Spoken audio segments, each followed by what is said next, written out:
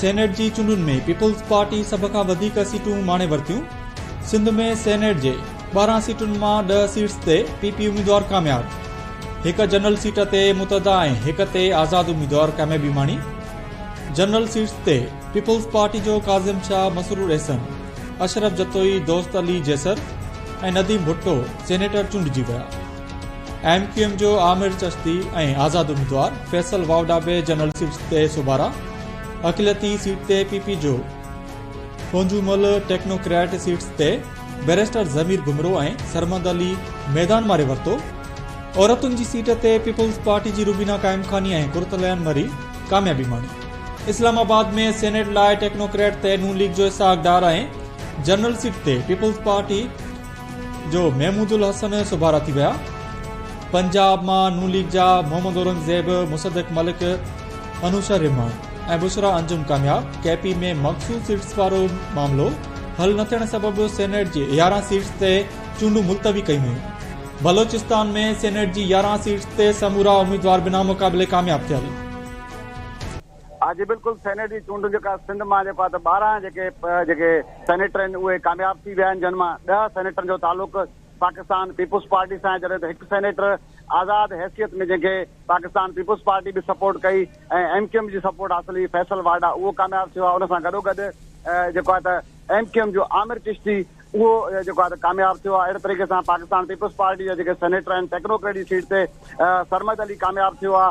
उन सां गॾोगॾु ॿिया जेके सेनेटर आहिनि, अशरफ जतोई, उहो पाकिस्तान पीपुल्स पार्टी जेको आहे त टिकट ते कामयाब थियो आहे, पाकिस्तान पीपुल्स पार्टी जो उम्मीदवार हो। अहिड़े तरीक़े सां दोस्त अली जैसर कामयाब थियो आहे। रुबीना काइम खानी जेका औरतुनि जी मखसूस सीट आहे उन ते थी आहे। फुरकतुल एनी मरी जेका उहा पाकिस्तान पीपुल्स पार्टी जी उम्मीदवार हुई, उहा जेको आहे सेनेटर चूंडिजी वई आहे। अहिड़े तरीक़े सां पाकिस्तान पीपुल्स पार्टी जो जेको आहे त हुयो ज़मीर गुमरो, उहो सेनेटर चूंडिजी वियो आहे। अगरि ॻाल्हि कजे पाकिस्तान पीपुल्स पार्टी जे मेंबरनि जी त काज़िम अली, मसरूर एहसन, नदीम भुट्टो बि जेको आहे त कामयाब थी विया आहिनि। अहिड़े तरीक़े सां पाण चई सघूं था त पाकिस्तान पीपुल्स पार्टी जा 10 जेके सेनेटर आहिनि उहे कामयाब थिया आहिनि। हिकु सेनेटर जो तालुक आज़ाद हैसियत में हुयो, फैसल वावडा, जंहिंखे पाकिस्तान पीपुल्स पार्टी जी बि हिमायत हासिल हुई ऐं हुन सां गॾोगॾु एमक्यूएम बि हुनजी हिमायत कई, उहो कामयाब थियो आहे।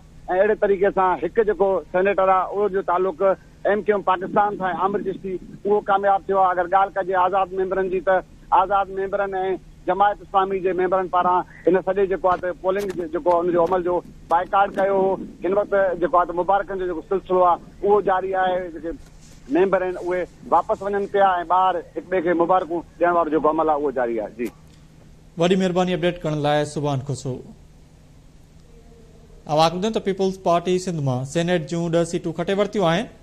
एमक्यूएम जो आमिर ऐं आज़ाद उम्मीदवार फैसल वावडा जनरल सीट ते कामयाब थिया आहिनि। इन हवाले सां लाइन ते मौजूद आहे इस्लामाबाद खां असद सर। जी असद, तफ़सील ॾिजो। जी बिल्कुल, सेनेट जे चूंडनि जो इब्तिदाई जेको आहे नतीजो साम्हूं अची वियो आहे। इन हवाले सां जेको इब्तिदाई रिपोर्ट मिली आहे पीपल्स पार्टी खे सिंध मां 10 सीटूं कामयाबी सां मिलियूं आहिनि। इन हवाले सां जनरल सीट ते एमक्यूएम जो हिकु उम्मीदवार ऐं आज़ाद उम्मीदवार कामयाब थियो आहे। एमक्यूएम जो आमिर चिश्ती बि कामयाब थी वियो आहे, जॾहिं त सेनेट जे जेका आज़ाद उम्मीदवार आहे फैसल वाडा, जेके मुख़्तलिफ़ पार्टियुनि जी हिमायत हासिल हुई, उन बि कामयाबी माणे वरिती आहे। अहिड़ी तरह जेको पीपल्स पार्टी जा उम्मीदवार कामयाब थिया आहिनि, उनमें काज़िम शाह आहे, सैयद मसरूर अहसन आहे, अशरफ जतोई ऐं दोस्त अली जैसर समेत नदीम भुट्टो जी कामयाबी जा इतला आहिनि। हिन हवाले सां सिंध मां जेके अक़लियतुनि वारी सीट आहे उहा पीपल्स पार्टी जे हक़ में अची वई आहे, जिते पूंजो अमल भील कामयाब थी वियो आहे। टेक्नोक्रेट वारी सीटूं बि ॿई जेके आहिनि उहे पीपल्स पार्टी हासिल करे वरितियूं आहिनि, जिन में बैरिस्टर ज़मीर गुमरो ऐं सरमद अली कामयाब थी विया आहिनि। औरतुनि जी मखसूस सीट उहे बि पीपल्स पार्टी खे मिली विया आहिनि। अहिड़ी तरह औरतुनि वारी जेका मखसूस सीटूं आहिनि उन में रुबीना काइम खानी ऐं कुरतुल आहिनि, जेका एनी जेका मरी आहे उनखे कामयाब करार ॾिनो वियो आहे।